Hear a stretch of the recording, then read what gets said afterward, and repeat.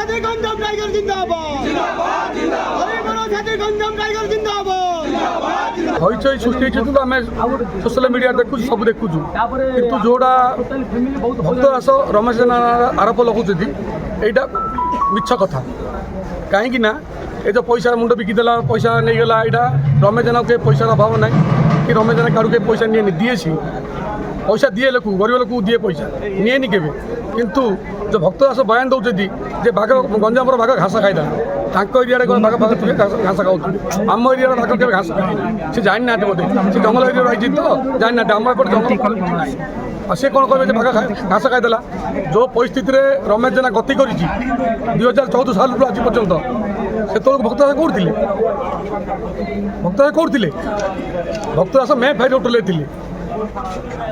2014ରୁ ଆଜି ପର୍ଯ୍ୟନ୍ତ ଆମେ କଷ୍ଟ ଭୋଗୁଥିଲୁ, ଆମେ ନିଜେ କର୍ମୀ ହେଇକିରି ଲୁକୁଥିଲୁ। ଆମେ ବିଜେଡ଼ି ଗଭର୍ଣ୍ଣମେଣ୍ଟ ଇଟା ଭାଟିବାଲାଙ୍କୁ ଚାନ୍ଦା ପକେଇକିରି ଆମେ ଦି ଭୋଟ୍ ଦିଅ ନହେଲେ ତୁମ ଭାଟି ବନ୍ଦ, କଣ୍ଟ୍ରାକ୍ଟରୁ କହିବେ ଆମେ ଦି ଭୋଟ୍ ଦିଅ ନହେଲେ ତୁମ କଣ୍ଟ୍ରାକ୍ଟ ବନ୍ଦ।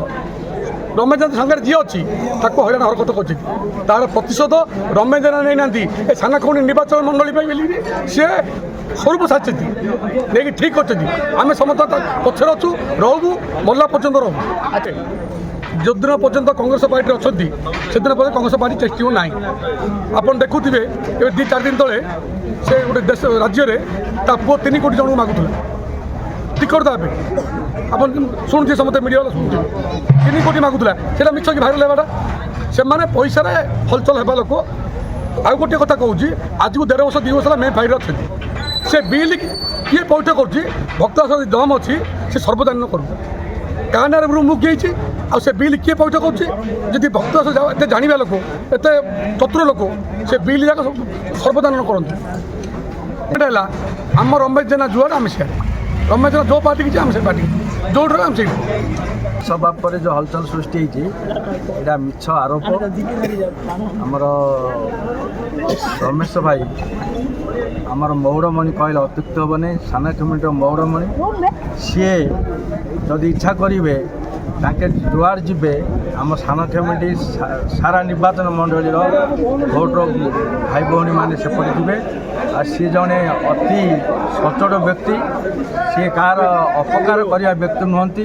ତାଙ୍କୁ ମିଛ ଆରୋପ କରୁଛନ୍ତି। ଆଉ ଯେଉଁମାନେ ବାଘ ଘାସ ଖାଇଲା ବୋଲି କହୁଛି, ହୁଏତ ଯେଉଁମାନେ କହିଛି ସେମାନେ ଛେଳି ହେଇଥିବେ, ଯେହେତୁ ଛେଳି ଘାସ ଖାଏ, ବାଘ କେବେ ଘାସ ଖାଏନି, ଛେଳି ଘାସ ଖାଏ। ଯଦି ଛେଳିଠୁ ଅତ୍ୟଧିକ ଯିବା ସିଂହ କେବଳ ଆସନ ଖୋଜେନି, ସିଂହ ଯେଉଁଠି ବସେ ସିଂହାସନ ସେ ସୃଷ୍ଟି ହୁଏ। ତା ଅର୍ଥ ଆମ ରମେଶ ଭାଇ ଜଣେ ସିଂହ ଭଳି ବ୍ୟକ୍ତି, ବରିଷ୍ଠ ବ୍ୟକ୍ତି, ଭଦ୍ର ବ୍ୟକ୍ତି, ଦାନ ପୁଣ୍ୟର ବ୍ୟକ୍ତି ଏବଂ ଅଞ୍ଚଳର ମୌଡ଼ମଣି କହିଲେ ଅତ୍ୟୁକ୍ତି ହେବ। ବାଘ କେବେ ଘାସ ଖାଏନି, ଛେଳି ମେଣ୍ଢା ଘାସ ଖାଆନ୍ତି। ଭକ୍ତ ଦାସ ଯଦି କହିଛନ୍ତି ସମ୍ବୋଧନ କରିକିରି ବାଘ ବୋଲିକିରି, ଯଥାର୍ଥରେ ବଣରେ ଯେମିତି ବାଘ ଆମର ଜାତୀୟ ପଶୁ, ସେଇଭଳି ଆମର ଓଡ଼ିଶାରେ ମାନ୍ୟବର ବିଧାୟକ ରମେଶ ଚନ୍ଦ୍ର ଜେନା ବାଘର କରାମତି କରିଛନ୍ତି, କିନ୍ତୁ ସେ ଲୁକାୟିତ ଶିକାର କରିବାର ଜାଣନ୍ତି ନାହିଁ।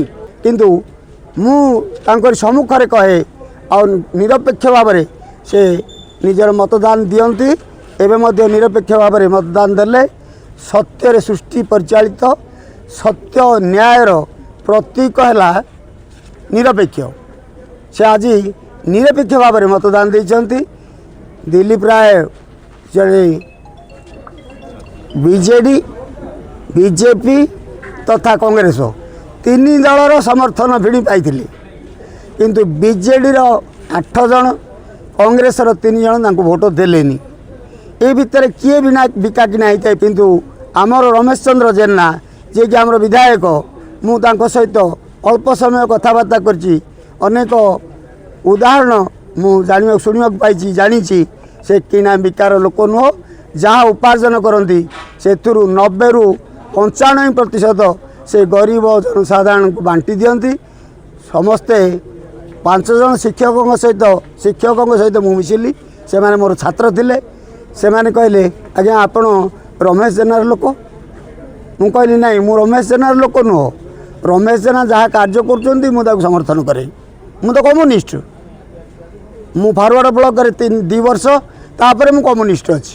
ମୋତେ ପାଖେଇଲାଣି 80 ତଥାପି ମୁଁ କମ୍ୟୁନିଷ୍ଟ ପାର୍ଟିରେ ରହିଛି କିନ୍ତୁ ନୈତିକତା ଦୃଷ୍ଟିରୁ ମୁଁ ଜାତୀୟ କଂଗ୍ରେସ ପ୍ରାର୍ଥୀ ଶ୍ରୀଯୁକ୍ତ ରମେଶ ଚନ୍ଦ୍ର ଜେନାଙ୍କୁ ସମର୍ଥନ କରି ଆସିଛି।